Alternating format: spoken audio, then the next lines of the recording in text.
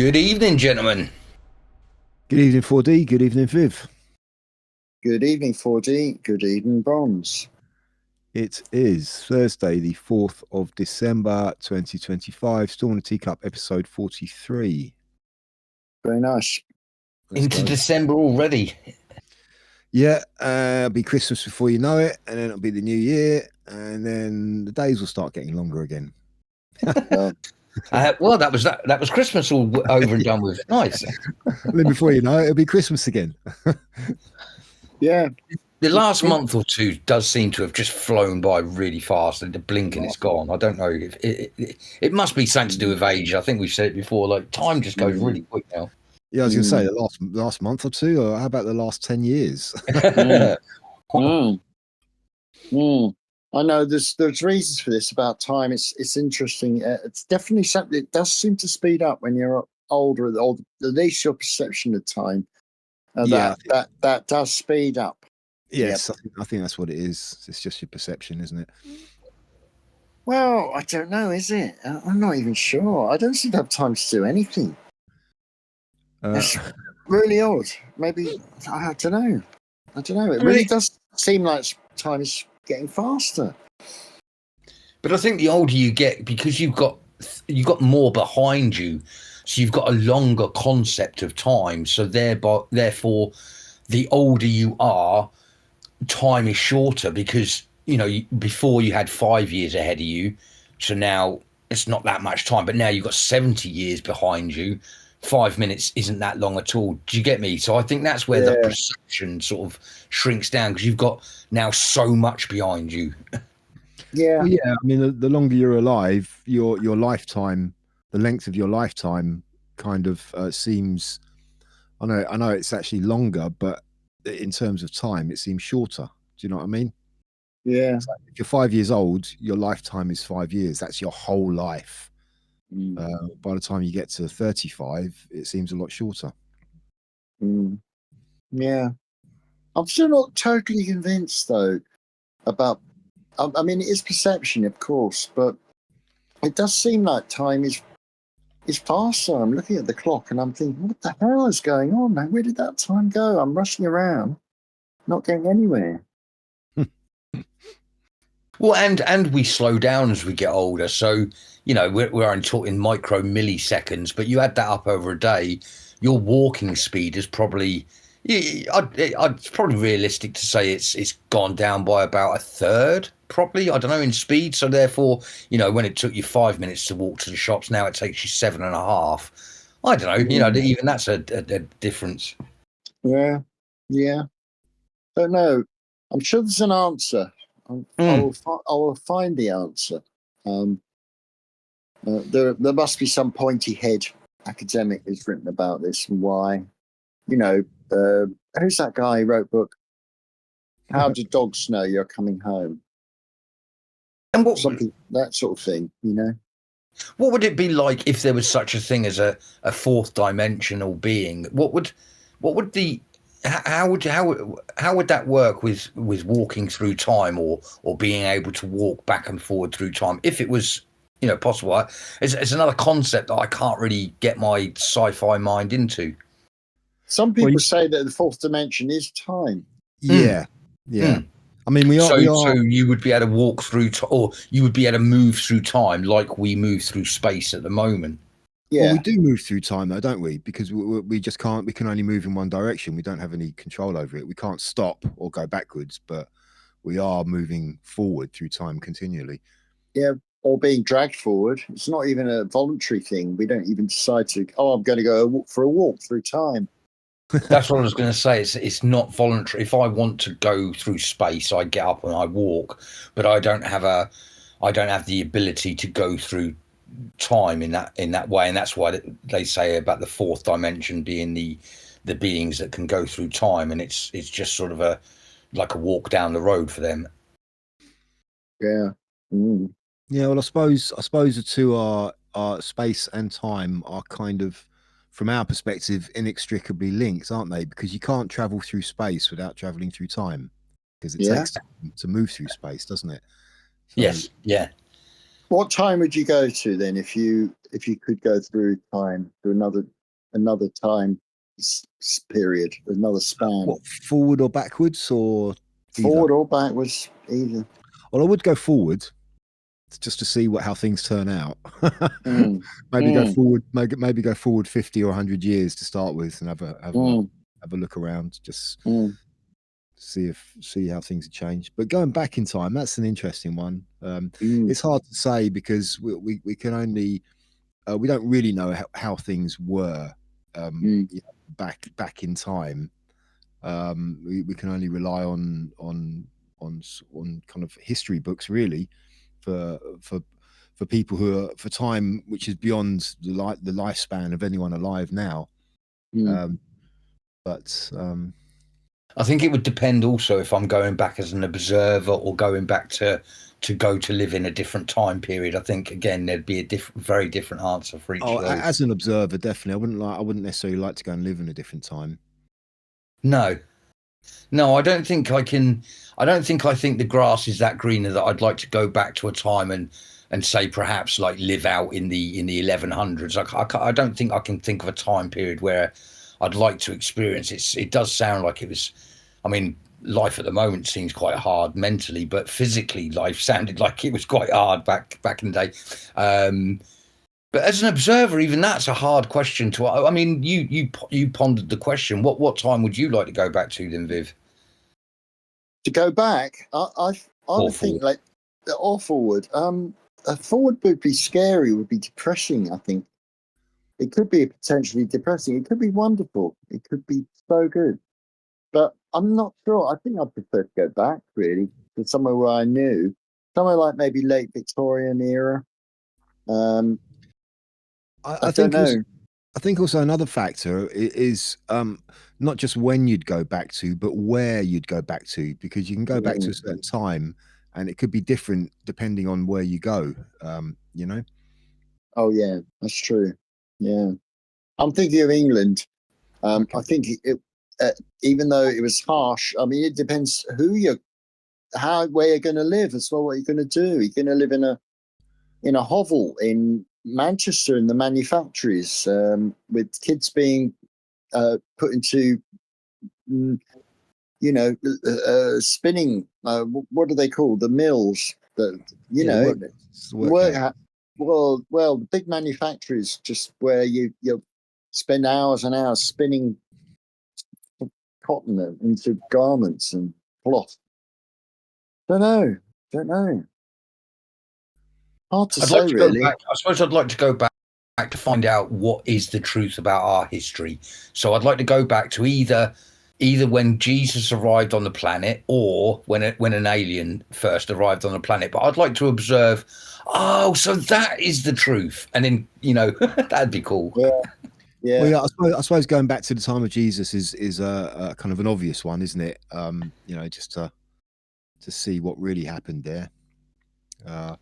But brutal, that very brutal time, very, very brutal time. In all honesty, I think the Dark Ages. I wouldn't mind popping back as an observer to see what was going on during the Dark Ages. I've always been interested with that time period. So, yeah, I think that's what I'd do. I'd go back to the sort of 800 or whatever it was, and see if England was a functional country without a king, and see what it was like.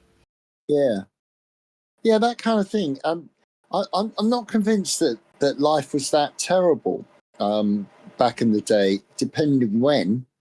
I think if you lived in a small village, probably all right. You wouldn't be bothered by government. No, you'd be too busy making sure you got food to put on the table, I should imagine.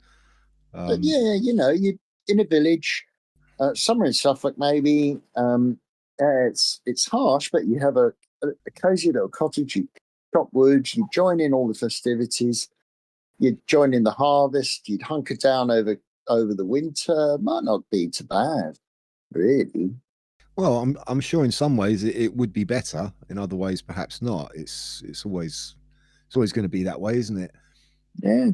I mean, you'd have no kind of the modern amenities, sort of electric lights, indoor plumbing, hot water. You'd have none of that. No, you wouldn't. No. But then I've lived, in my own lifetime, I've lived in places that have outside toilets that had sink pits where the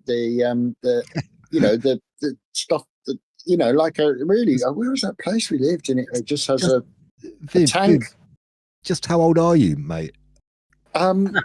Well, seriously, I'm not kidding. Yeah. That place, that field I've got, the house nearby, it didn't have plumbing. It had plumbing, obviously. It had water, but yeah, it had a septic tank. Yeah, Lovely. yeah. So I bet you even now some places have got outside toilets. I'm sure there are still some places, yeah. Oh, the home, even the home I grew up in had an outside toilet. We had an inside toilet as well, but we still had the use of the outside toilet that was the only form of toilet back in the day. Yeah. Actually, I was old enough to remember my great grandparents. I don't know how many people can remember, but I remember sort of romanticizing how long ago it was that they were born and what they'd seen in their lifetime, sort of thing. Yeah, I know. They died before I was a teenager. They died when I was sort of 7, 8, 9, or 10, or something like that. Yeah. Your great grandparents? Yeah. Wow. Yeah, exactly. That's what I mean. They were sort of 1800s, so it's kind of really cool, isn't it? Yeah. Well, my parents fought in the war, in the Second World War, and their parents fought in the First World War. I think First World War, everything changed. Modernity arrived. Pre-First World War, it was very different. If you were posh, of course, it was pretty bloody lovely. I reckon the late Victorian era, up to the Edwardian time. That's the other thing. We're very conspiratorial, us three. But as I was listening to you two, then I was thinking to myself, well, also, I don't even believe that history is what we've been told, and I can quite honestly believe that we were we were highly educated, and possibly as far advanced as we are now, and perhaps we wiped ourselves out several times. Maybe this is our third time round. Maybe they control us and get better at controlling us. But whatever it is, I genuinely don't think I believe our history. No, that's why I'm so into mythology, because the history of regular ordinary people has pretty much, it's not been told. History is the story of the great man, the wars, the conquests, the industry. But the people who worked in the industries, there aren't many accounts of that. There are, I'm reading, well, maybe I'll tell you about it if we do get to my bookshelf, but I'm reading a book from 1928 about travels around England. It's absolutely fascinating. And they seem kind of happy enough, it's really odd. In the countryside, he does avoid this traveller fella. He drives around in his car, 28, and he meets sort of country people, and they kind of seem all right, really. It doesn't seem too bad. But like you say, the world changed after the First World War. You've got displacement on a massive scale. You've got countries, you've got countries being involved in the world for the first time, countries disappearing for the first time. It was, maybe a lot changed. Yeah, a lot changed. Yeah, absolutely. Right. Yeah, rise of the state as well. I mean, Germany wasn't a state until 1871. Yeah, I mean, I think the First World War changed everything. You had empires which ended because of the First World War. Yeah, new nation states. Everything changed after the First World War for sure. It was definitely, if it is some sort of deep state, dark, whatever, blah blah blah. It was definitely a massive world turning point that they wanted to throw us into industry and change us completely. Yeah. People forget the First World War was absolutely decimated in the sense of 1 out of 10, probably more than that, of the upper class, because a lot of those young officers led the charge in the trenches, and they were absolutely wiped out. It's one of the reasons why the upper class was or the landed class was, a bit wiped out in a Wiped out. sense. Yeah. Yeah, because they were the officers. You couldn't have a commoner being an officer in those days. No, and they had to lead the charge over the barbarian, that senseless conflict. And also just how it's completely changed the nature of warfare as well. I mean, that was what really changed from sort of horse and cavalry and swords and cannons into, machine guns and airplanes. And First World War really was a quantum leap in terms of warfare. Totally was. Tanks. It was industrialized warfare. Yeah. So the history of the world, you can see history in various ways. You can track history through the history of warfare from the Middle Ages, from archers and people meeting on a battlefield. The surrounding villages wouldn't really have been that much affected. I mean, obviously there'd be plundering, etc. But yeah, and then you've got the 18th century, you've got Waterloo, mass ranks, people in squares. Wearing brightly coloured tunics. Yeah. None of this camouflage. None of that. No, none of that. None of that stuff. That was considered very ungentlemanly in those days. Oh yes. Hiding. You don't hide from your enemy. You stand there in a big red coat and let them shoot at you. Yeah, pointing your chest. Come on in. Yeah. Well, and also the concept that humans have been on the planet for a long, long time, but we've only had 2 world wars, i.e., only twice has the whole world said, "Right, that's it. I've had enough. It's fight time."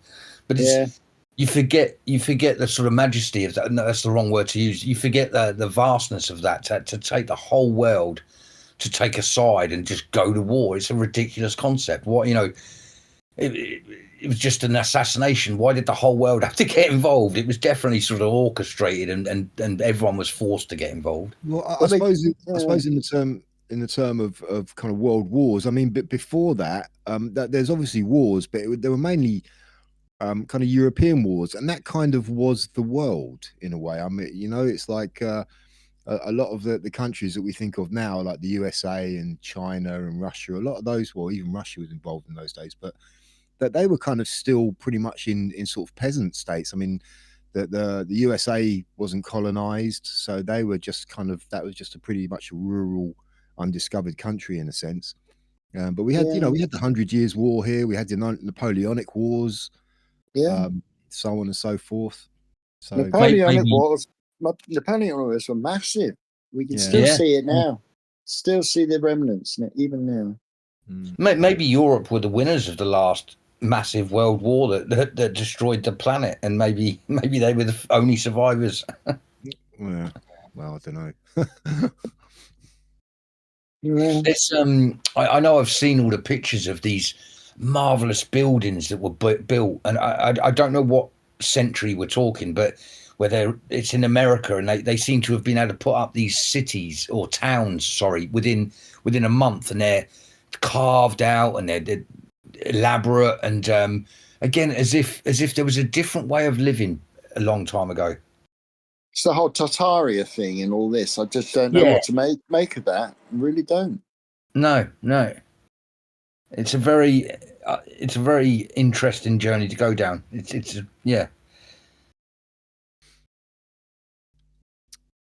Has anyone heard of this fella that he's, I think, Asian?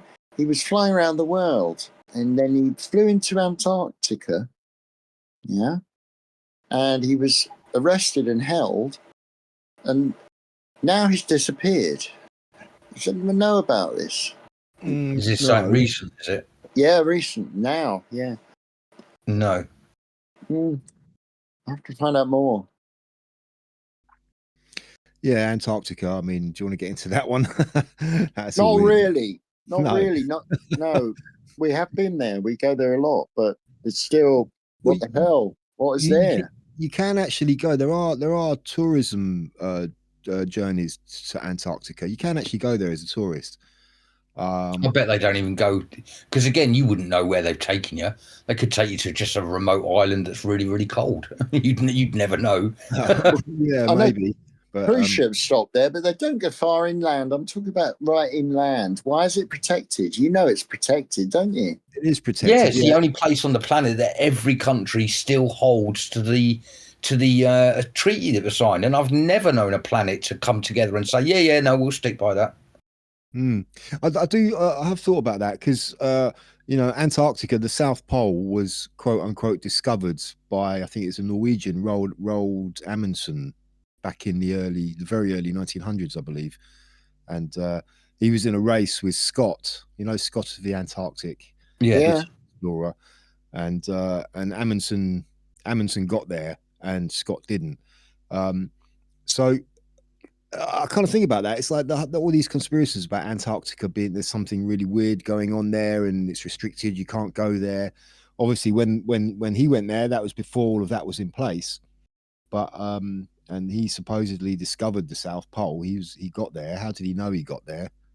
And it seems, I don't know. I don't hear any reports of him finding anything strange down there. Did he actually get to the pole though? Well, this is it. You don't know. I mean, Scott didn't. Scott died. Yeah. His whole entourage, because they went with I think the reason was Roald Amundsen went with kind of sleds and huskies, and whereas Scott went with mechanized vehicles, and that was his downfall because it was so cold and the vehicles got stuck. Yeah. Whereas if Amundsen got into trouble, he could just eat one of the dogs if they ran out of. I don't know. I have a vague suspicion. I'm a bit of a fan of the writer H.P. Lovecraft. And around that time, probably inspired by those early 20th century, I think. Inspired by all that, he did write a short novel called In the Mountains of Madness about an expedition to the Antarctica, where they find huge buildings and much weirdness as usual with Lovecraft. Maybe it was all inspired by Lovecraft, by his fiction. I don't know. Yeah, I mean the fact still remains that it is restricted now. You can't go there. So which does that's it. After the war, they all signed a treaty, and they seem to have kept to it ever since. And I know we've mentioned it before. You got the whole Admiral Byrd thing that just doesn't make sense really either. Was it Operation High Jump? Was that Operation High Jump? I think. Yeah. And he the stories are that he went with this naval flotilla, and they came back and they were just decimated. Apparently, something happened to them when they were down there. Yeah, and in some of his diaries, he talks about flying over the ice mountains, and then that there was a vast land, more land than he could ever imagine would be beyond there. And then he talks about landing and having contact with a very tall race of beings that seemed very loving and helpful. It's a very almost as if it's a sci-fi made up story. But he wasn't. I mean, he was an admiral, and you can hear him talking. He's not. At no point did anyone say he was crazy. He didn't die crazy. He didn't suddenly go mental or anything. So he was a respected admiral that was part of the First World War and highly decorated. And they sent him out to Antarctica, and he told all these marvelous stories about aliens and a lot more land. Yeah. There is also the stories about the Nazis or Hitler being having some connection to Antarctica as well. Yeah, there's right. a race called the Vril.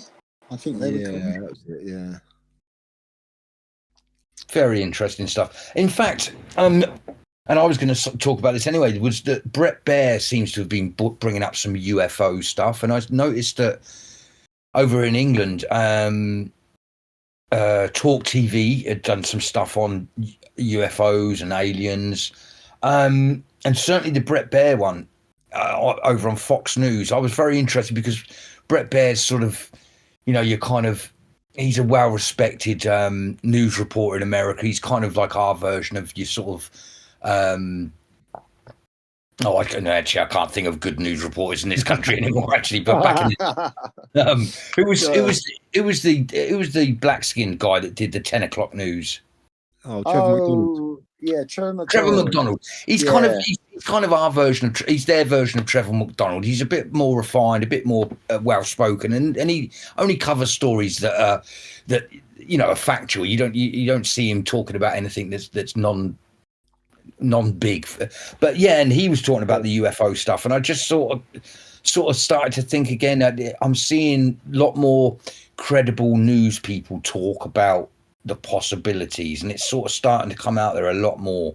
I already believe, so it doesn't matter to me. But yeah, well, I came across something. I think I posted it to you, 4D, about somebody was saying that disclosure is coming. It is coming, and it might even be coming next year. Trump might come out and actually spill the beans on it, and how he was supposedly going to do it back in his first term, but he was told not to because the world wasn't ready. And maybe apparently now we are. I don't know. Yeah, I'd kind of heard remnants of that story when you passed it on to me. I kind of had heard it. So yeah, I mean, it's an to me, it's a little bit far-fetched to think that we weren't ready 4 years ago, but suddenly only after 4 years we're ready. I wouldn't think that was a possibility, but I still believe that there's something going on and there is some sort of disclosure coming. I do get this real feeling that there is going to be a massive, massive change for our planet. Well, it is. Would we believe it? Would people believe it? I mean, a lot of people in the media spotlight lie for a living. Well, and I think that's why when Bronze says we're not ready for it yet, I think that's the kind of where I would go with the concept of why we're not ready, because exactly what you just said. I don't think when I go out there and I talk to people, I don't talk about this sort of stuff. Just the sort of people that I know of and I nod my head to, and when I'm talking to them, I realise they're so people are just so lost in their own stuff. They haven't got time to look at the low-hanging fruit and see what's going on, or they're not even interested. Most people I see are only interested in what happens in their local church, their local shop, their local news. They're not really interested. But I think that's why we're not ready, is because so if tomorrow the news all over the world, the news said, yeah, aliens are real and we've been talking to them for ages, you'd have half the population would just laugh and turn the TV off. Half of them would go crazy and go, oh my God. And then you'd have all the religious people saying, hang on, this is a trick from Satan. It would genuinely be quite disastrous. Well, I mean, in terms of us being ready, it's like in that respect, we're never going to be ready, because people have always been that way, and they're, the majority, and they're always going to be that way.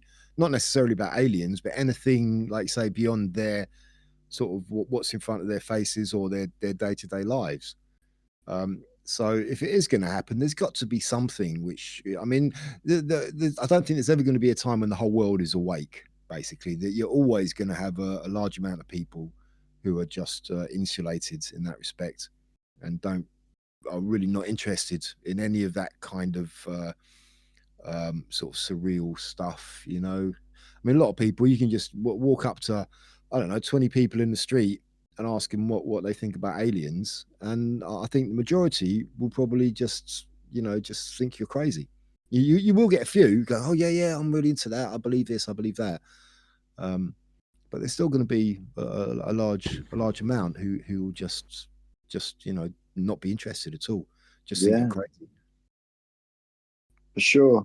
The only people you can talk about this are if you find your local Stand in the Park group, and they will listen to anything, and they'll go, oh, that's interesting.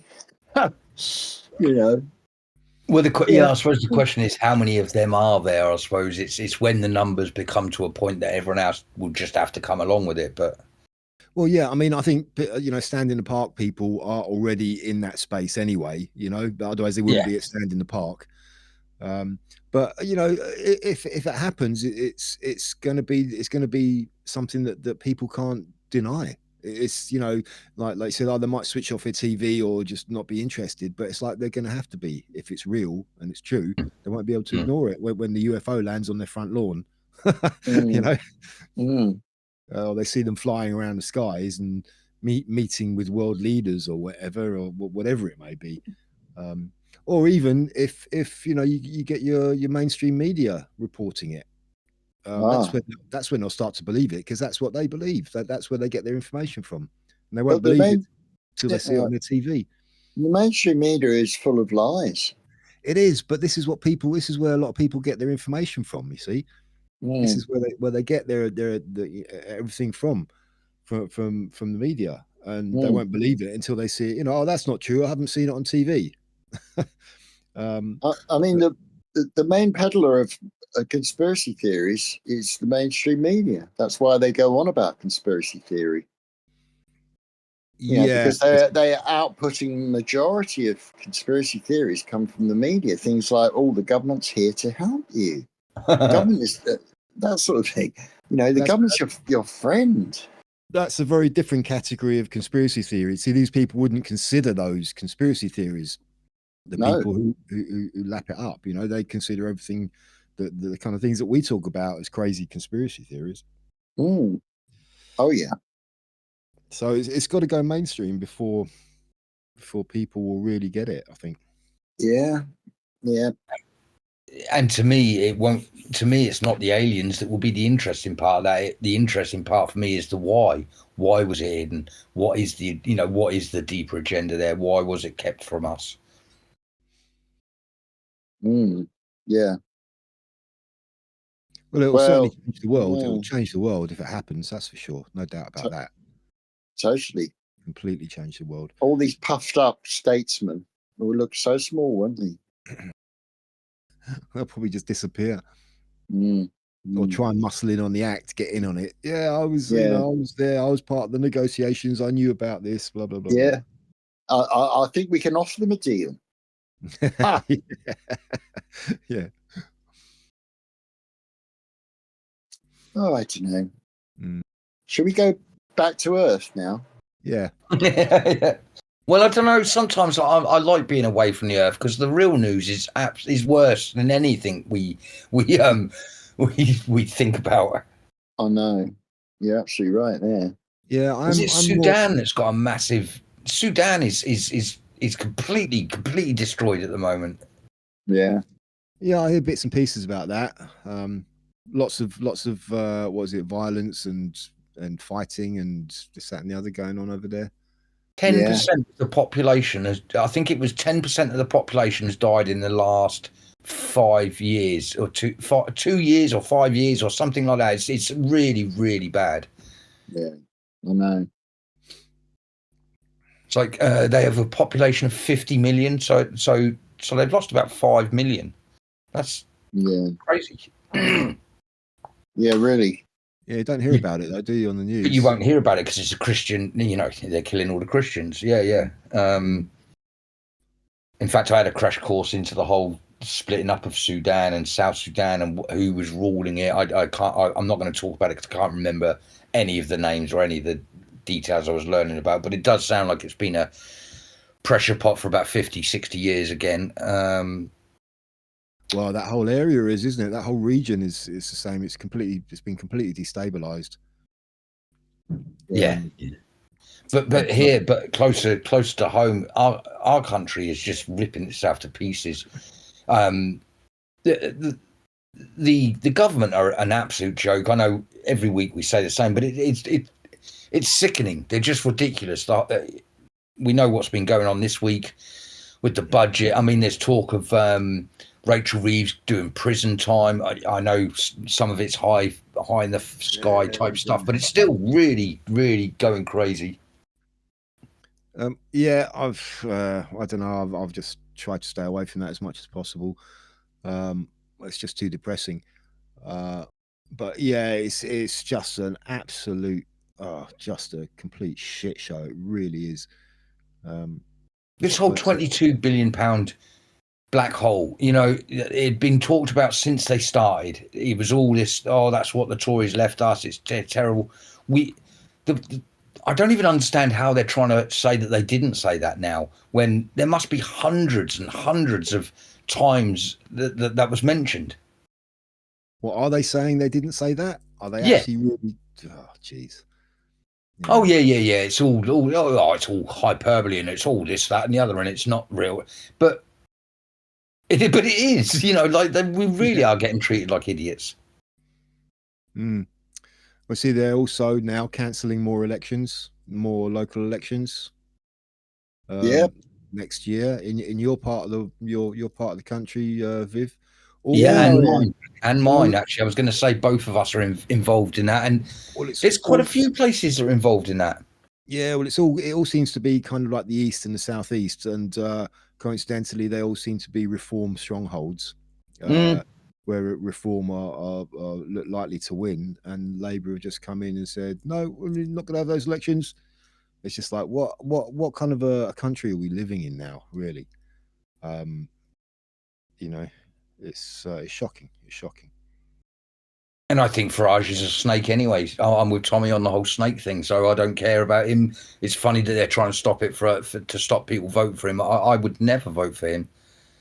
Well, I had quite an interesting conversation with a guy this week. We're talking about the whole political thing, and he was saying, and I kind of agree with him actually when I think about it, that a reform are probably unlikely to gain a outright majority in the next election.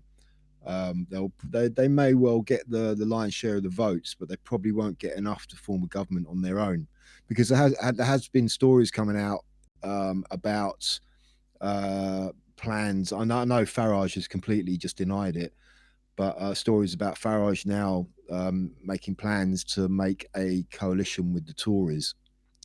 And if you think about it, if it does get if the next elections happen and it's a hung parliament, no party has enough votes to form a government on their own, there will be a coalition, and it's, I think in that respect, it's highly likely that there will be a coalition between Reform and the Tories. Yeah. I still believe it'd be someone that we don't realise yet. In fact, I suppose I'd have to put my money on Advance UK, but whatever. I think it's going to be, because the country would be crying out for anyone. But already but look at the campaign which is going on against Farage and Reform now. They're getting attacked from all sides. They're getting smeared and lies and everything. It's like if somebody else comes up who's even like Advance with Ben Habib, who are much more kind of in line with what we would think would be good, they'll just be decimated the same. Even more so, perhaps. I don't know. And Advance said just the Advance next election, no way. Advance won't be able to do anything for the next election. They're just not up and running. They've got way too much to do. So that's my opinion. Yeah. And I see Rupert Lowe's also. He's now gone back into it because he's now launched his party. What was it? But anyway, he's an MP for his local area, isn't he? Or he wants to be Great Yarmouth, I think, is his area. Great Yarmouth, that's it. Cheers. Advanced Great Yarmouth, it's called. Yeah. Wasn't it Great Yarmouth First or something like that? Or Great Yarmouth First, I forget what it. Yes, something. Yeah. But as I keep on mentioning, I think there's something going on between him, Ben Habib, and Tommy Rob. I genuinely think there's going to be something coming up there, but that's neither here nor there. Nigel Farage, he's a weird one. Like I say, I was fully behind him until he just seems like he's just controlled opposition. He's just as bad as the rest of them. Yeah, but it's like, if Reform do manage to get to power, it will still be an improvement on what we got at the moment. And I kind of think maybe, it's like, I don't trust Farage either, but I still have this little part at the back of my brain which kind of thinks if he does get into power, he may just completely change and then start unleashing all of the stuff that we've wanted him to do once he gets into power. I know that's pie in the sky, but I like hope porn like that. That's fine. it probably won't happen. But this country needs drastic solutions now. It does. Yeah. Beyond we're beyond the point now where the only way to really pull it back is really drastic measures, and none of them are gonna do that. Ben Habib is probably the one who would do that, but who knows? It's like he can afford to say these things, just like Farage could afford to say these things back in the day. Now he's getting close. He's getting the promise of power. Now it's becoming a real possibility for him. We've seen how much he's changed, how much he's sort of towing the line now, and becoming much more of an establishment person. Yeah.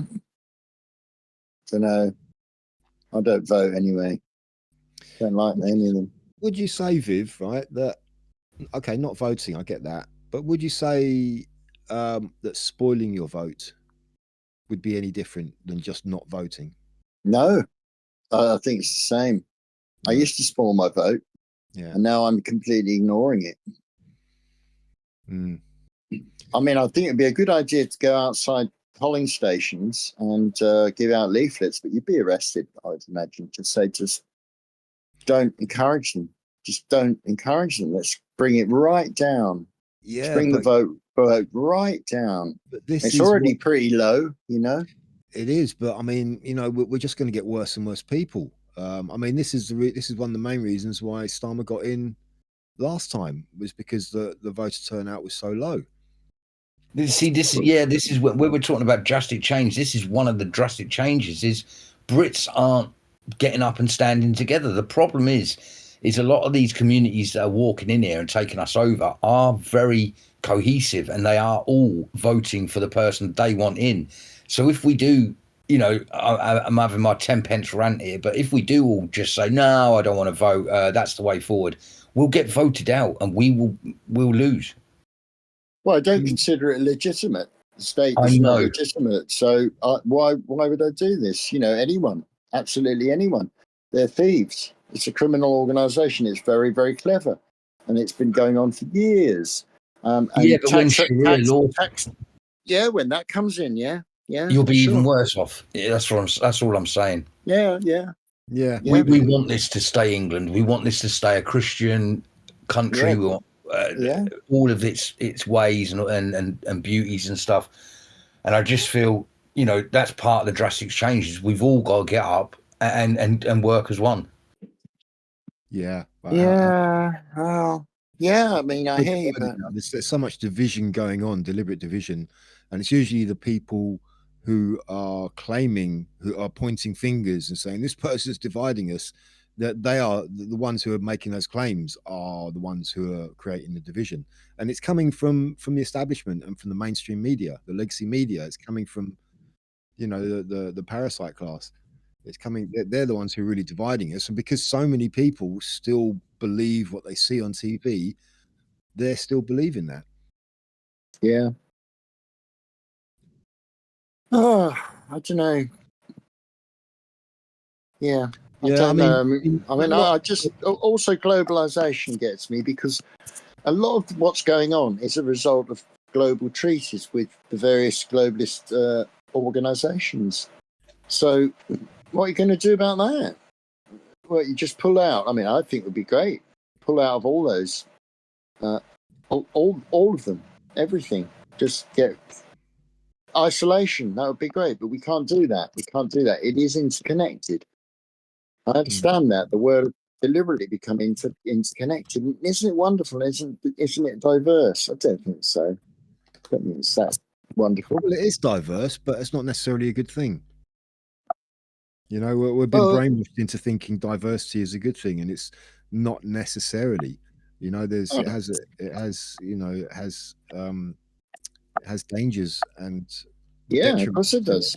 Of course it does, because obviously people.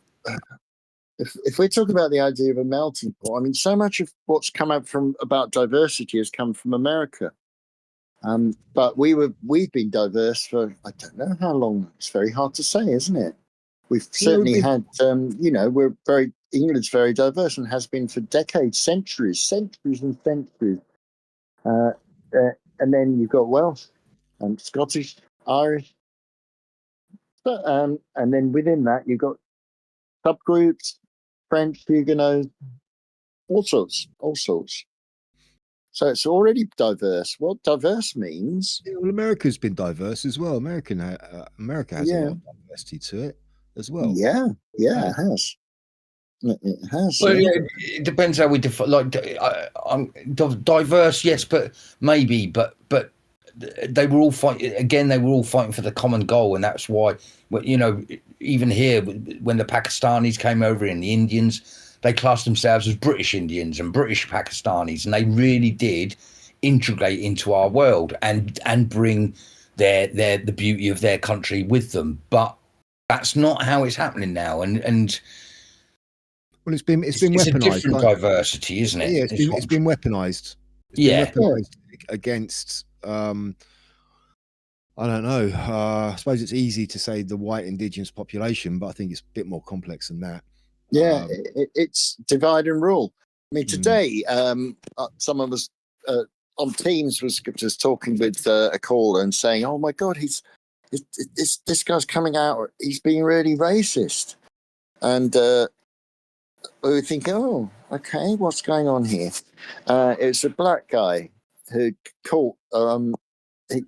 He was on holiday in Egypt. He's black British, and he's on holiday in Egypt.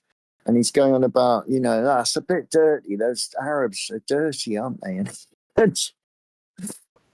oh my God! And so I don't know what to make of all that. Really, I have recently got the book Woke Racism, which is a book by an American. Jumping the gun again, Viv. Wait for your bookshelf, mate. Oh, my bookshelf, yeah, but it does fit into this. It does fit into this. The way racism has been weaponized. You can't help yourself. You just can't. I can't help it. Actually, I can't. I know. No, go for it. Go on. Go for it. Yeah. Well, he's a black academic or African American academic, and he's written a book called Woke Racism. He's liberal, but he's saying basically how the woke cult is actually, it's kind of a weird new sort of racism, a very odd sort of racism. I haven't started it. I've just flicked through it, and it does look very interesting. It's like things like American products. He talks about Aunt Jemima. They have this product and her face has been removed from it, and also I believe Uncle Ben's rice as well. The uncle, they don't like that. That's right. Yeah. So in some sense, African American faces are being removed from much products. Yeah, because white liberals are taking it upon themselves to decide it's racist against black people for some reason. That's exactly what he's saying, this writer. I mean, another instance of that is there's an American football team. They used to be called the Washington Redskins, and they changed their name to the Washington Commanders because you can't use the word Redskins anymore. But the irony was there was loads of Native Americans who were like, no, we like that, keep it. Why are you changing it? It's ridiculous. Of course, it's ridiculous. Oh man, yeah. Mm. Yeah, it's just insane. It is. I'm just looking for it. What, have you lost it? Have you? Oh. He's digging through his immense pile of books to try and find it. Yeah. Well, maybe we should get onto Viv's bookshelf actually, because it's time's pushing on. It's already 9:30. My word.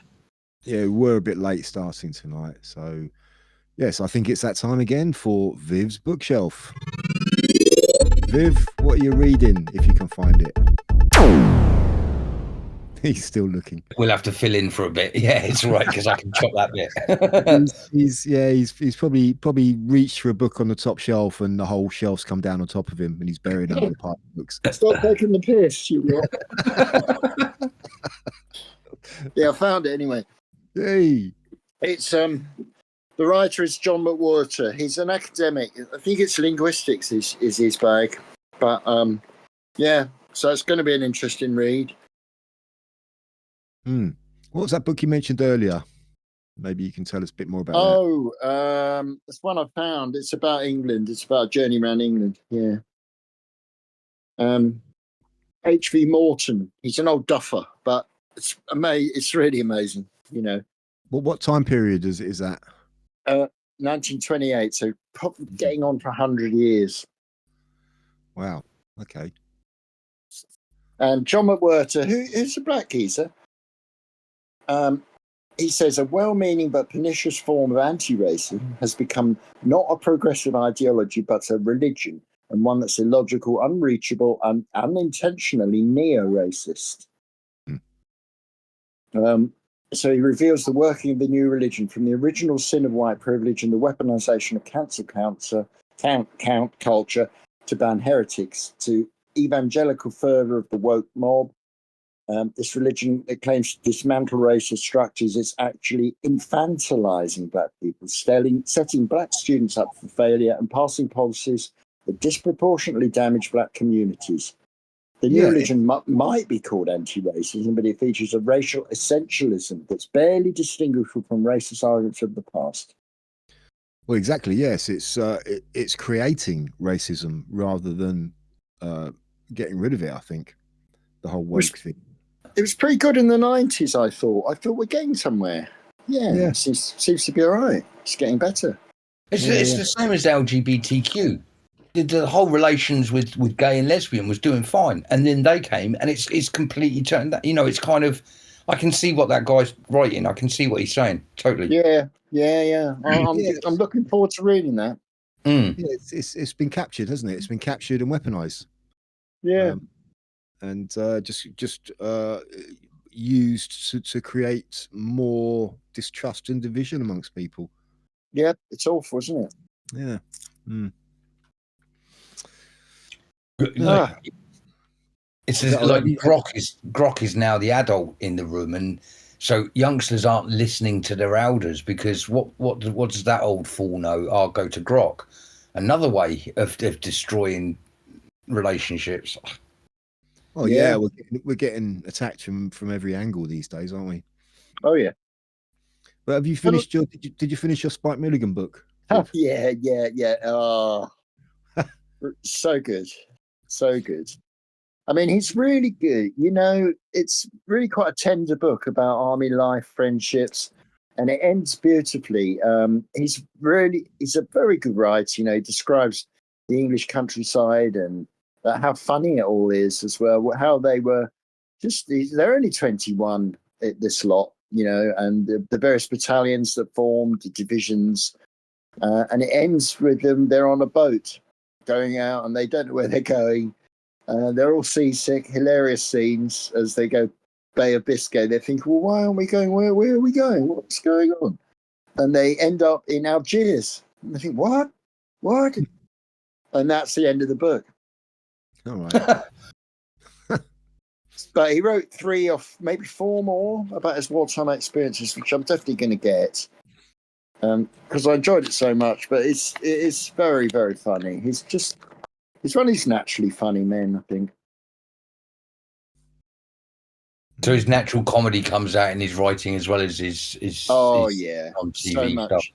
Especially he's got there's very tender moments of friendship and comradeship in the army. Just really good. I was thinking it was going to be a bit superficial. I don't know why I thought that, because Spike can be a bit superficial, or in some ways, like the Pakistani dialects is just mental. But there was a lot of mentalness like that as well. A lot of anecdotes. But yeah, terrific. I'd love to see the film. Apparently, it's not very good, but I don't know. I think, it possibly might be available on YouTube. There's certainly clips of it available on YouTube. But I know what you mean. I mean, like I mentioned, I think last week, I found the audio book and I started listening to it, and it's almost like every other line is a joke. It's just him just being funny about everything. And it's actually narrated by him himself as well. Oh, is it? Yeah. I like the sound of that because it brings to life as well the young men of the era and their language, their humor, their bravery, really, because there's some really terrible things in there as well, tragic things. Stories like one guy decides he doesn't want to go to war, so he's been trained as a machine gunner, so he thinks I'll shoot myself in the leg, but bloody fool. He didn't realize it was on repeat. Oh, shit. Yeah. But the audio book sounds good. But yeah, I did really enjoy it. I think it's one of those books that it deserves like a modern classic. You know, the Penguin modern classics and all that. It does deserve modern classic status, I would say, to be honest. There's a lot of books I say that about, and they're not. Yeah, you should write a book, Viv.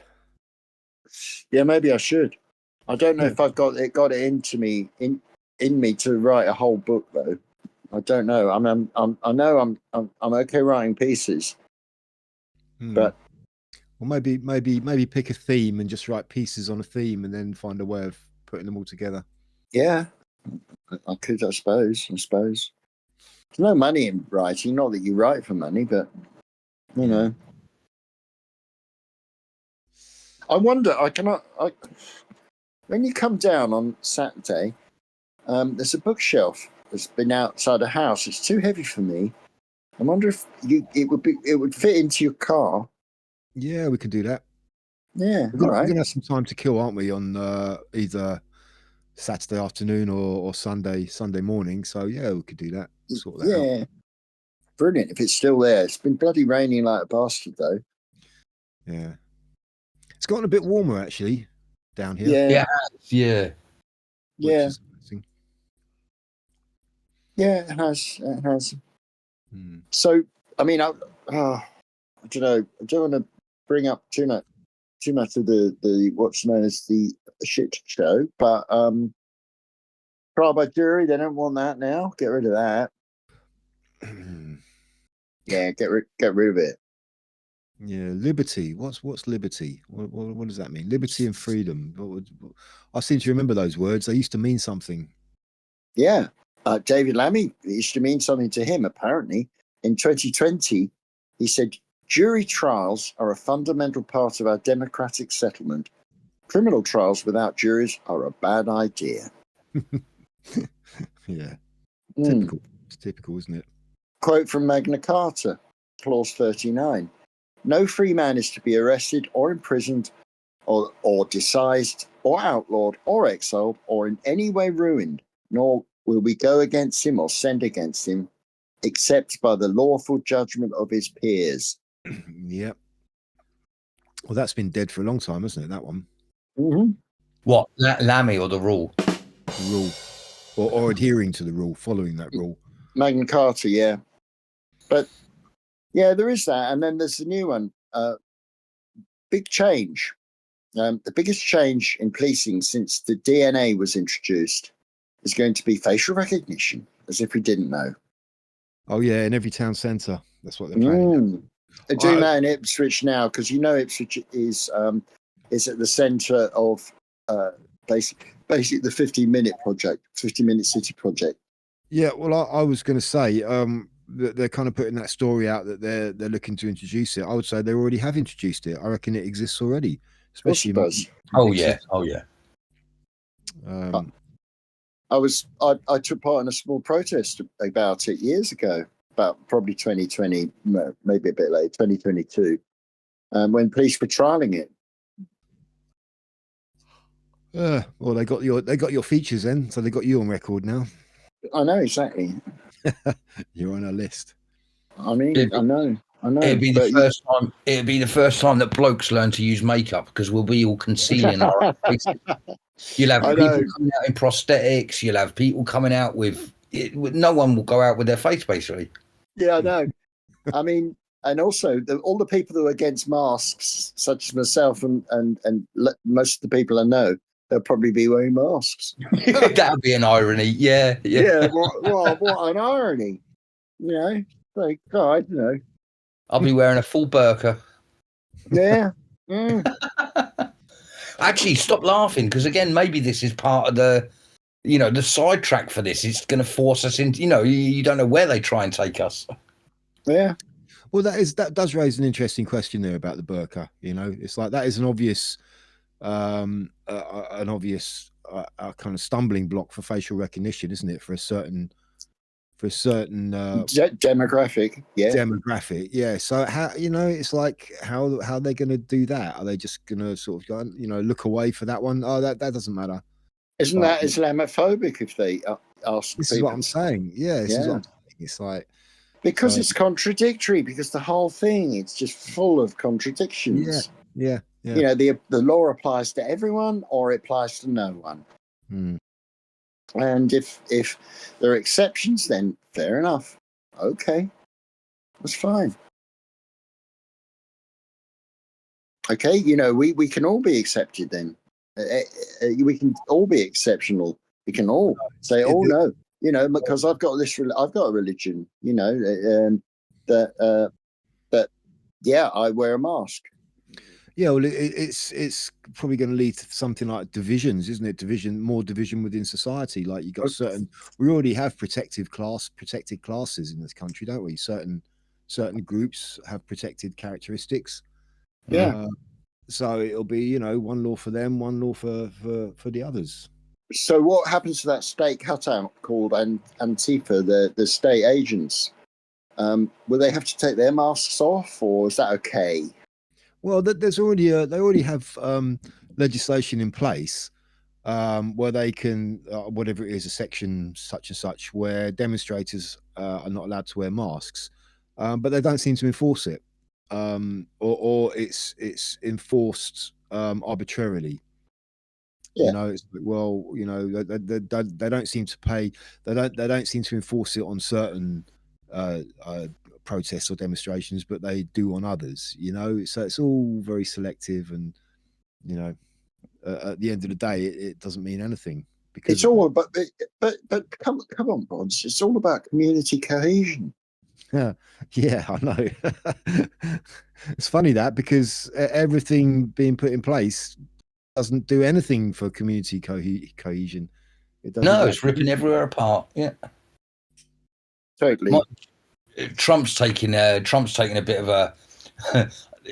Was it yesterday he did that speech about Ilan Omar and sort of saying that we don't want them here anymore and they're just crap and he's going scorched earth. He's going scorched earth. Yeah, he really is. He's basically stopping all immigration or asylum from certain countries who may be a danger to the USA, or he's really going for it. I mean, these are the drastic measures we need. Definitely, yeah, we do. Yeah, we do basically.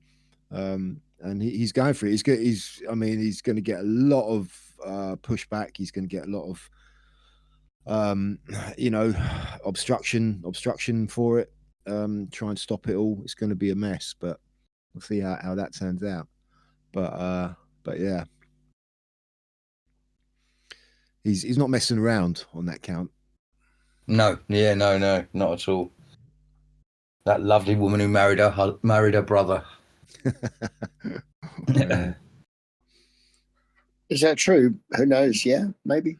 It seems to be true. Oh yes. no, it is true. Yeah, it's not a joke. It is true.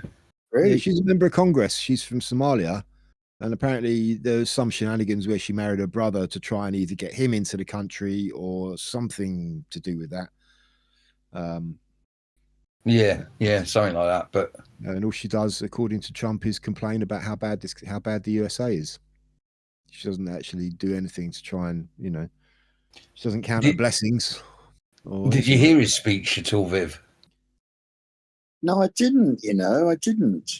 I'll see if I can link it on here in a bit, but it's worth listening to because it is a bit of a scorched earth sort of. He just sort of sits back and says, "We've had enough of them. They don't." And it's not. He's being honest and truthful. He says they don't bring anything to our country. They just moan. They just complain. I want people that want to come here. I want people that want to make money. And so he's gone scorched earth. But I think most of us would agree with him. Most of us. Yeah, Well, apparently they're also going to yeah. review. They're planning to review all of the green card applications as well, which have I don't know what the scope of it is, but from all of those countries that he's mentioned as well, they're going to be reviewing all of them Oh because a lot of wow. them came in under the Biden regime, and the Biden regime was just very anti-American, um, and they were just letting people in willy nilly without really checking them, and just go, yeah, giving out green cards like confetti, So, and let's talk about a lot of sleeper cells in the USA now. Um, Terrorist sleeper cells waiting to be activated. Yeah, Which that's what I've said about this country for a long time. yeah, I think it's it's probably the same here. Yeah, yeah, yeah. yeah. But I think the USA is the front line of all of this that's going on, and that's where the battle is really going to be won or lost, I think, and it's got to be won or lost there first before it's won or lost anywhere else. Yeah. Yeah, Europe, as it always is, Europe's not looking very good at the moment. There's a lot of, wasn't there another knife attack at a Christmas market in Germany yesterday? Oh, yeah. Um, Yeah, that yeah. will be, it will definitely be a hot. I think I've got a worrying thought that it will be a hot point for this year. I think there will be a couple of attacks, and I hate to be that one that says that and it won't change what I do. I try to do whatever I normally would do. I've got my own PTSDs anyway, so I don't need to add to it. But I don't want people to stop going out. But I do worry that they will launch a couple of attacks this year. Yeah, I mean, who knows if they haven't already and it just hasn't been reported? Because this is another aspect, it's like if they don't report it, because I mean, things are that a lot of things in this country, a lot of emotions and feelings and attitudes are like it's like a tinderbox at the moment, Mm-hmm. and you can just see that if something happens, then they'll really be like, we don't want to report it because it's just gonna really make people just blow their tops even more on top of everything else that we've had to put up with over the last few years. So That's it right. could come to the point where the media there's a blackout on the media on certain things now, where we just don't hear about it. It's all just Yeah. so horrible. It's all just so horrible. I just had a really nice weekend. I was down with my niece. She's just turned 16. And this is my Ethiopian part of my family, and they're lovely, lovely people. So I went to and it just so happened that she had her 16th birthday on their church, sort of last night of the proms type thing that their church does. So she had her 16th birthday, bless her, down at the church, which doesn't sound appealing to me just because I'm not a devoted Christian, but by the looks of her, she had a lovely, lovely time, and you just made me think, it's a lovely family. I loved being down there with my Ethiopian family, down in a British English church for the Salvation Army. And there was never anything. I never will be a racist person. But everything that's going on in this country at the moment is just turning us into people I don't want to be turned into.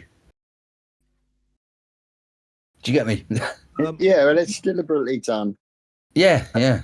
Yeah, of course I do. I just want to bring up something that I saw last night, and it's not being disseminated. Have you heard about the new Republican movement in Ireland? Yes, No, I yeah. haven't. No, what's that? And in fact, before you go on to say, didn't Sinn Féin also try to raise some Palestinian flags I saw that, yeah, over a town hall somewhere. Was that in Belfast or somewhere in in Northern Ireland? Belfast itself? Yeah, Yeah. yeah. But Oh, no, yeah. please, sorry, go on, Viv. Yeah. Listen to this. To the people of Newry Morn, the new Republican movement have watched their councillors and MLAs over the past 12 months. The level of disrespect shown to the people who put you into power, this cannot be ignored any longer. We are proud men of Ireland. We are patriots. Your policies and decision-making regards to flooding our communities with undocumented military-age men is not acceptable. We will not sit back any longer and watch our culture and religion destroyed by the people we put in power. Also, the sexual indoctrination of our children in schools has not gone unnoticed either. The new Republican movement would take immediate action against anyone who threatens our ways of life and the safety of our women and children. And it goes on. We have your addresses and we know your movements. Well, Every one of you are legitimate targets. What the hell? yeah. And so And they're who's posing with guns. They're posing with guns. So And is this, balaclavas like the is- IRA. yeah. So I mean, Yeah. okay. So the first part of the message sounded quite encouraging, but then it went went really off the rails at the end. So Yeah, it goes mental, doesn't it? So I'm They've kind got of guns. They're holding guns, mate. yeah. So I'm Who trying to are work. they? I mean, I wrote underneath. I wrote in this comment, is this another spook show creation by the British state? Yeah, quite possibly. Who are these people? Who are they?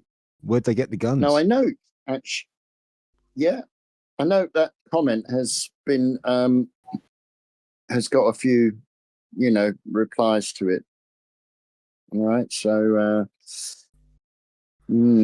who are Hmm. So who are these people? Are these basically the same type of people as like the IRA used to be, which are I obviously honestly don't know. Are they calling themselves the new are Republicans? I mean, the Irish Republican Army. are they I honestly anti-British? don't know. Are they anti-British?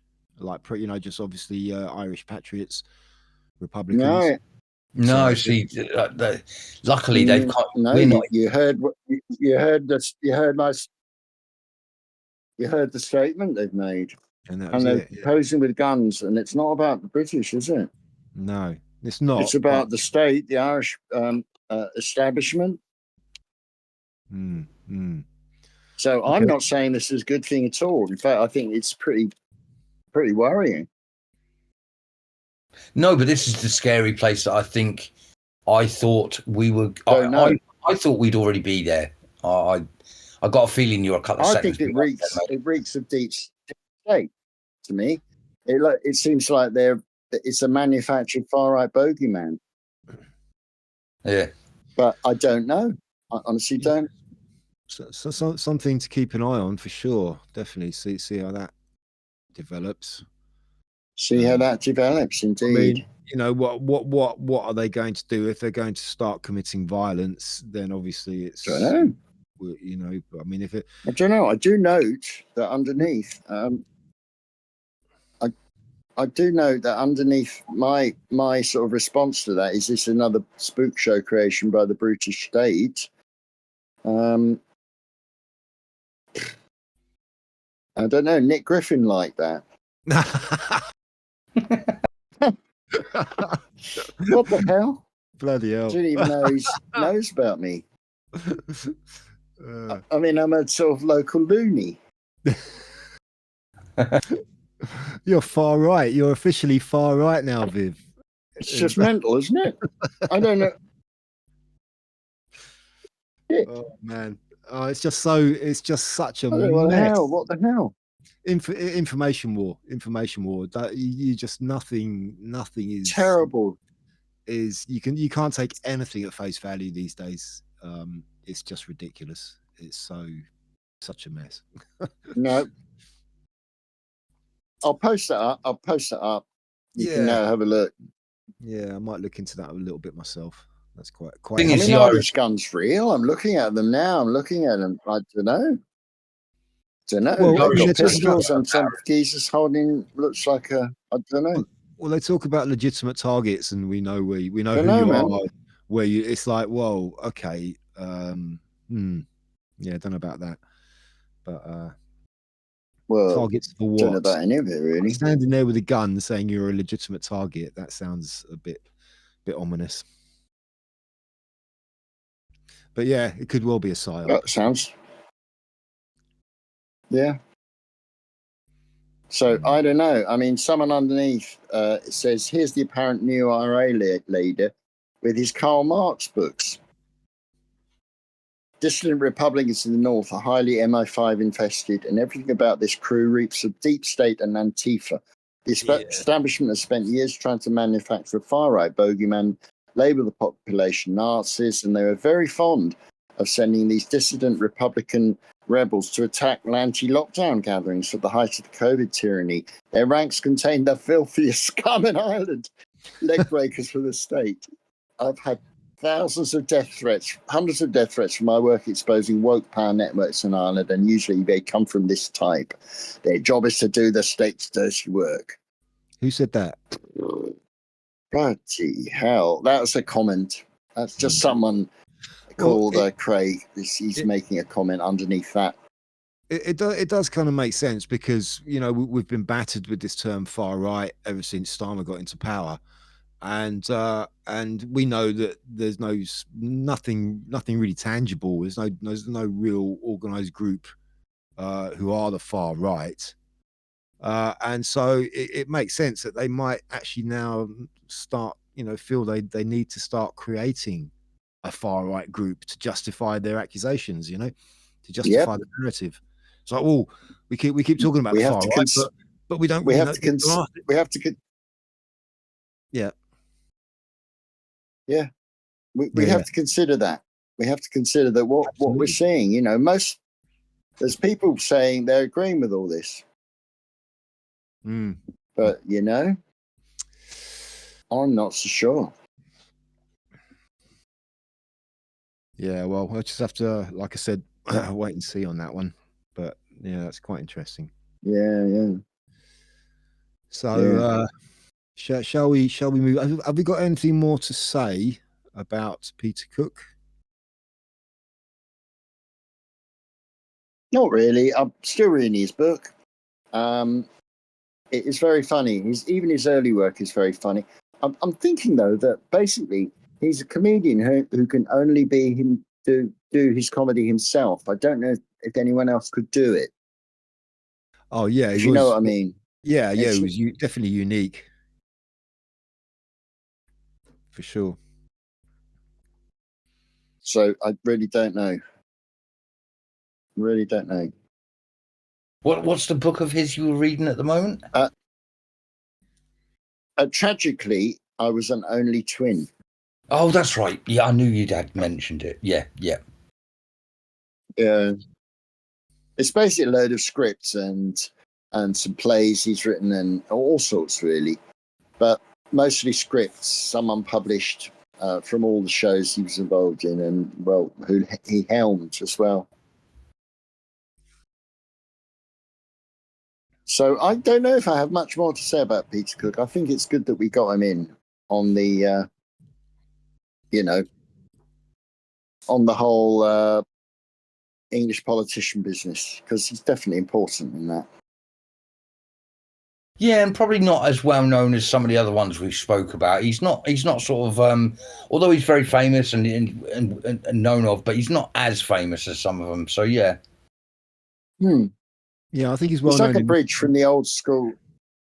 Yeah. He's probably not got from the old school. Probably not got that much international recognition, but he's definitely well known in this country for sure. Yeah, probably not so much by the younger generation. No. And it was all alcohol at the end for him, wasn't it? Isn't that what he died of? It seems so. Yeah, he did. Was he an angry guy, or was he a depressed guy? Was any of that sort of known about? I think he was quite bitter. I think he did have a kind of a mean streak to him, I think, and that did come out in some of his stuff, I think. He's quite a private person, really. Yeah. No, an interesting guy. Yeah, interesting, very different comedy as well. I think that's where all that sort of Monty Python, where our British sort of strangeness comes from. Or reflects. Yeah. All reflects. Yeah. So it's whose turn is it now to choose a British comedian, an English comedian? I think it's me. I think it's me this time. Is it? All right. Is it? Am I right? Yeah, we had Peter Cook. Who's that? Oh, you had you chose Prunella Scales before that 4D. Yeah. Oh, so. Yeah. Of course. Yes. Yeah. Okay. Well, I've got someone in mind. We don't necessarily have to get into it this week, but we can maybe as a primer for next week. and it's going to overlap with quite a few people we've already we've already mentioned, but there's also a hell of a lot of stuff beyond that, I think that we could talk about with regards to this person. And the person I have in mind is Peter Sellers. Oh, Peter Sellers, right? Okay, yeah, nice. yeah. Not necessarily a comedian, but definitely a comedic actor.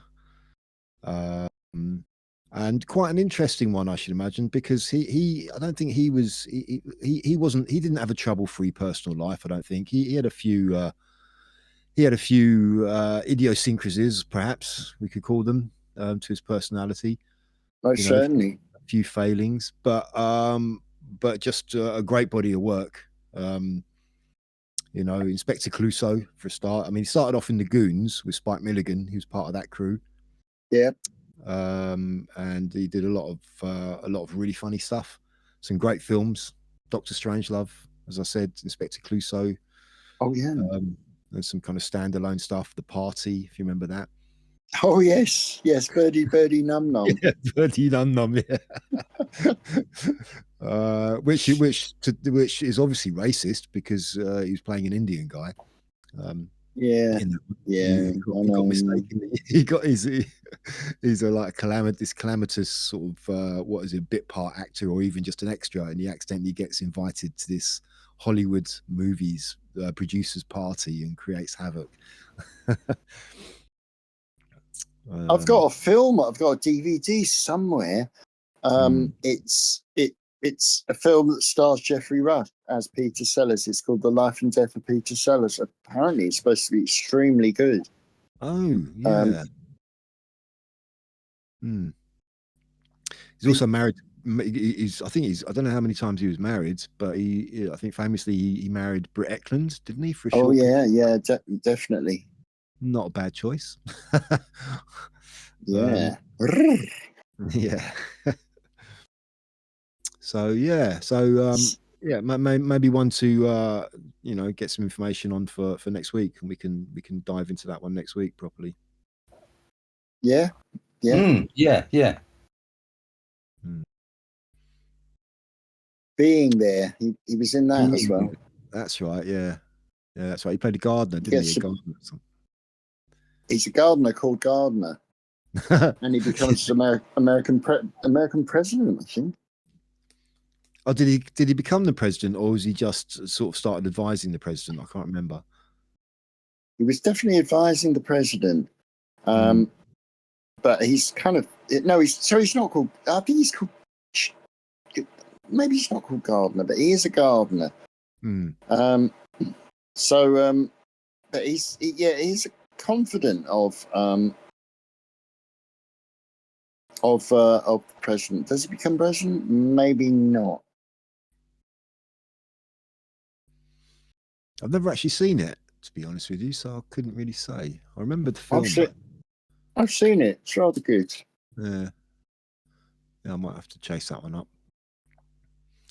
Fordy, you got anything off the top of your head about Peter Sellers? Not now, Kato. No. There's a bump. Yeah. I've received the bump on the head. It's probably that's how I know him. It's probably how I know him the best, and I've always got lots of laughs out of that stuff. Yeah, classic. I like stupid comedy.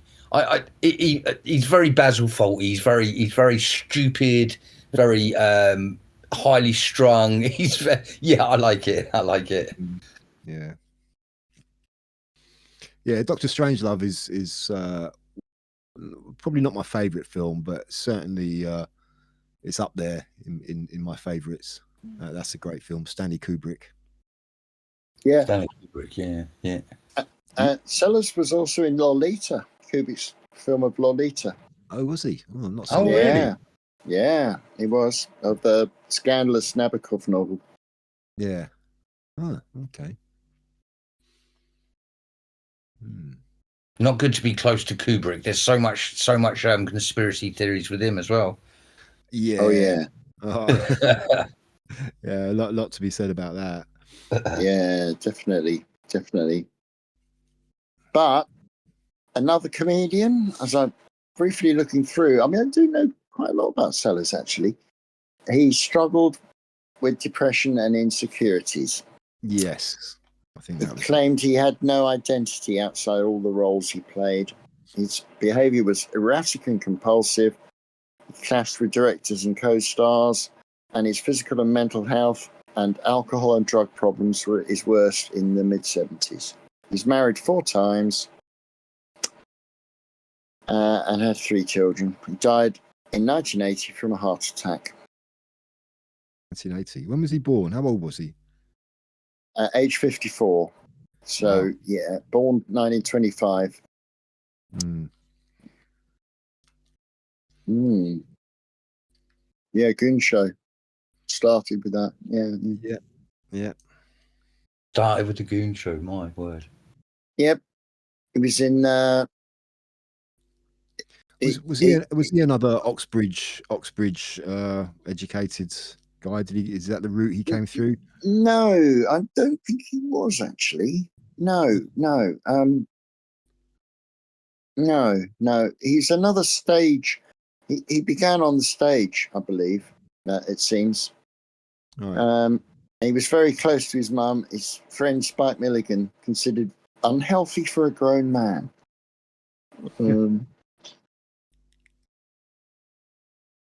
So yeah, I don't know. He wasn't. He wasn't. No, I don't think he was educated to that sort of level. It's a variety show, really. His family are in the variety shows. It's again another one, a trooper. Yeah, perhaps. these seem to be the 2 avenues that most of that era of comedians came from, either variety, stage and variety, or coming through Oxford or Cambridge and doing things like that. They can't come in that way. That's right. They either come from one or the other, didn't they? Does seem to be. I mean, of course, there are Mavericks as well, but yeah, it does seem to be stage. But I'm just seeing where. Oh, he was in the army. Yeah, you see, it's another lot. A lot of these came through the army, like Milligan. He was in the Royal Air Force. Jack D. Ripper. Jack D. Ripper. Purity of essence. So yeah, he was in the RAF gang show entertainment troupe. So he was he was that entertainment troupe immortalized in Some Mothers Do Have Them, that sort of thing. Some Mothers Do Have. Oh, you mean Ain't Our Fop Mum? Oh no, yeah. Some Mothers Do Have Them is the other one. So Ain't Our Fop Mum. Yeah, that's the that's Betty. Whoops, Betty. Oh, that's Michael Crawford. Yeah, that's Some Mothers Do Have Them. Yeah, that's Some Mothers Do Have Them. Yeah. I hated that. I hated that comedy. Yeah. I didn't like it at all. I just didn't. I never enjoyed that one. But I think because Michael Crawford's not really a comedian. Well, he's been doing. I don't know if he's still doing it, but he had a long run of doing Phantom of the Opera on stage in the West End. Yeah, it's all stage stuff with him. So he's a singer and an actor, really, Michael Crawford. Yeah, he's what you call a lovey. What would call a lovey. One of my, I've got to say, he's one of my heroes. He seemed to be able to, he was another one who could do everything. He did comedy, he did stage, singing, dancing. He did it all. And I've always really, really liked Michael Crawford, I've got to be honest. Oh yeah. Even the Betty, all the thing you were just saying. I love all of that. I think he was a great entertainer, that man. Yeah, well, he's definitely more of a stage actor. Yes, definitely a lovey. Yeah, a lovey and what do they call it? Music theatre. What is the difference? I had a friend who sadly died, but he was a great fan of what's called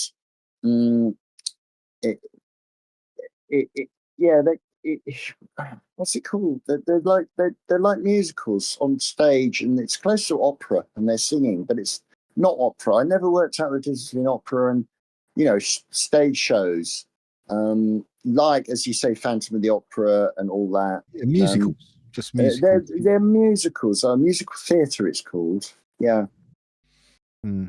But yeah, I think Michael Crawford's that's your man to do the musical theatre business. Yeah.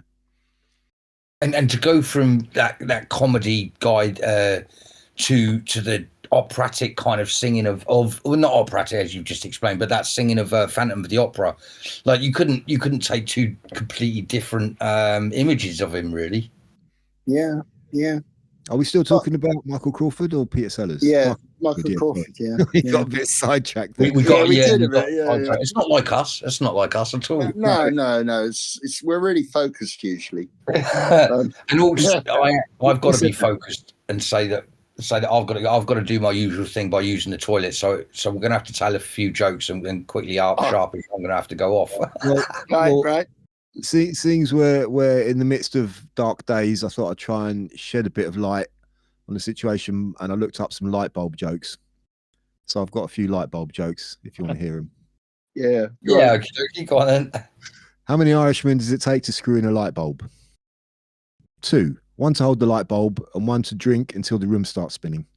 How many existentialists does it take to screw in a light bulb? 2.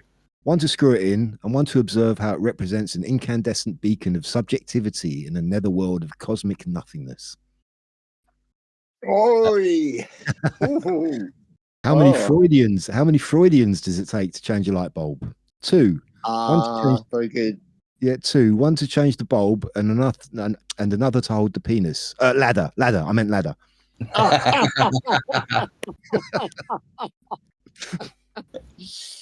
Oh, here's one for you two. How many Apple users does it take to change a light bulb? They don't change the light bulb, they just buy a new house. Yeah, it's true. Yeah. How many people with Tourette's? How many people with Tourette's does it take to change a light bulb? Bastard, wanker.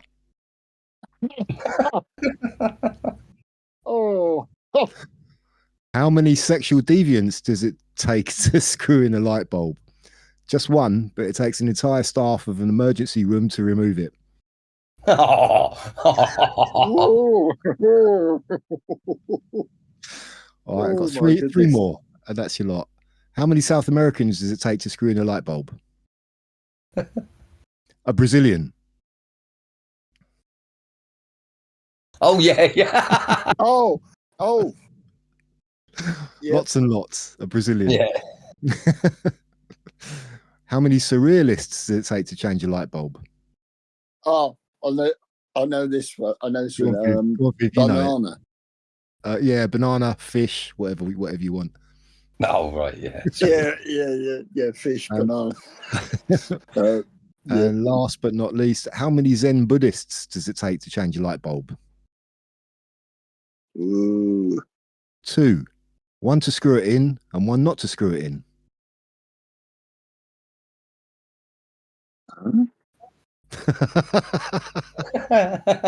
Okay, right, yeah.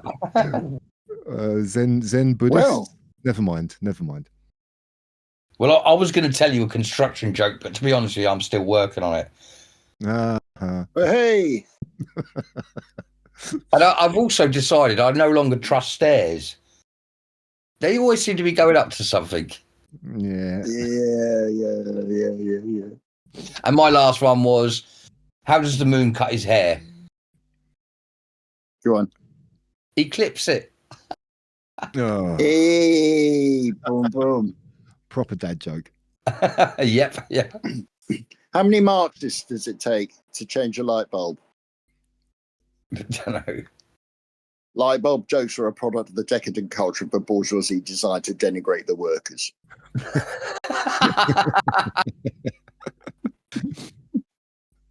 How many here's one. How many Germans does it take to change a light bulb? Go on. 9. Just one. No. They're efficient, just not funny. Oh right, yeah. 9. I like that. Yeah, 9. Yeah, that's the alternative. 9. Oh dear. Well, look, gentlemen, I'm gonna move out of this room now and go and relieve myself. So I will see you in a day or two's time. And Yeah, it's probably a good idea if you're going to relieve yourself to move out of that room. I would say yes. Definitely, Yeah. definitely. Yeah. I'll regret it if I don't. Let's be honest. So yeah. Yeah. Do a whoopsie on the carpet. Don't make me laugh. This is hard to hold in at the moment. Right, gentlemen. All right. Okay. 4D's got to go. All right, guys. Catch you at the weekend. Yeah. Yeah. Yeah. I'll be ready. I'll be ready and wait. See, I've got to clean the place up a bit, but not that much. You know, just a bit. I've got rid of some spider webs, so that's why. Yeah. Get all those moths out of there. Yeah, moths. There's no moths. No, I'm very. I'm not surprised. You kill them all. I don't like them. I'm sorry. Keep on sight. I know. All right, yeah. All right, then, guys. Take it easy. I'll speak to you next week. Yep. All right then. All the very best. See you Saturday. Yeah. See you then.